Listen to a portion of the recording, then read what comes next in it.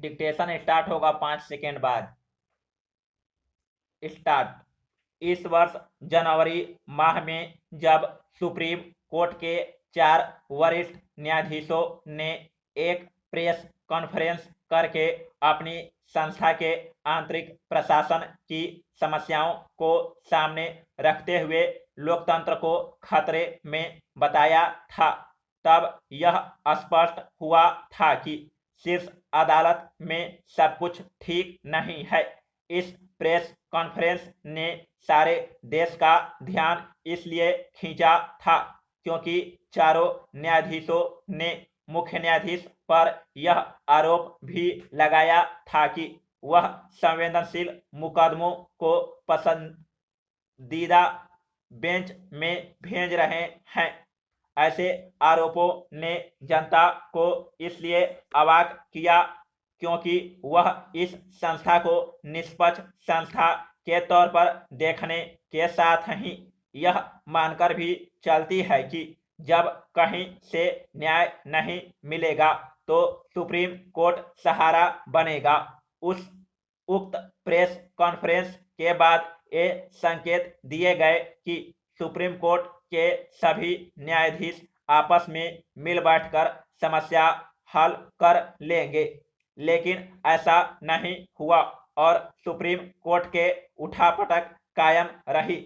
इस उठापटक के जरिए रहने से यही जाहिर हो रहा कि वरिष्ठ न्यायाधीशों की चिंता केवल सुप्रीम कोर्ट की कथित आंतरिक समस्याओं तक ही सीमित है और उनके एजेंडे पर ऐसा कुछ नहीं कि सुप्रीम कोर्ट से लेकर अदालतों तक की व्यवस्था सुधरे।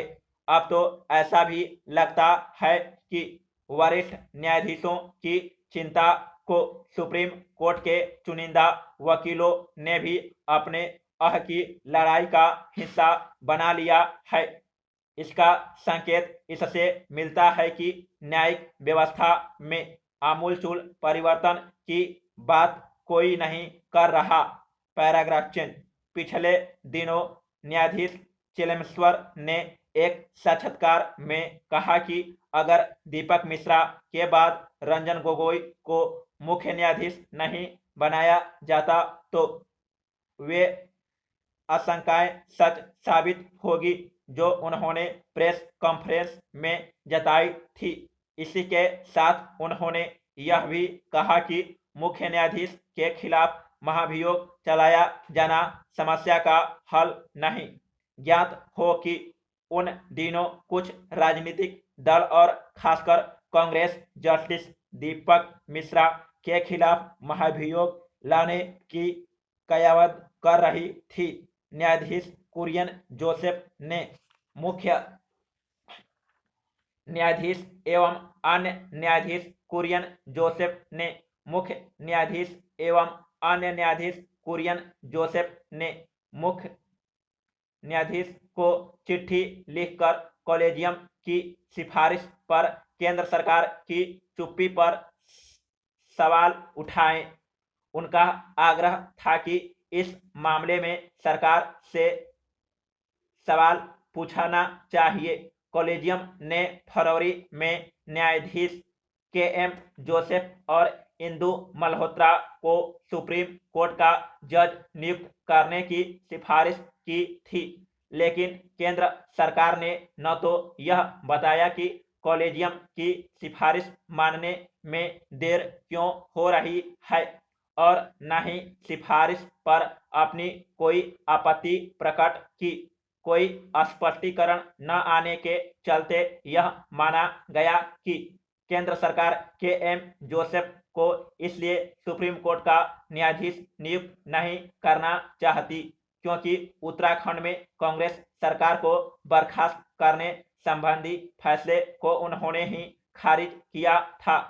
समस्या केवल यह नहीं है कि सुप्रीम कोर्ट के वरिष्ठ न्यायाधीश सवाल पर सवाल कर रहे हैं, बल्कि यह भी है कि कुछ वकील मुकदमों के आवंटन की व्यवस्था को लेकर अपनी मुहिम छेड़े हुए हैं।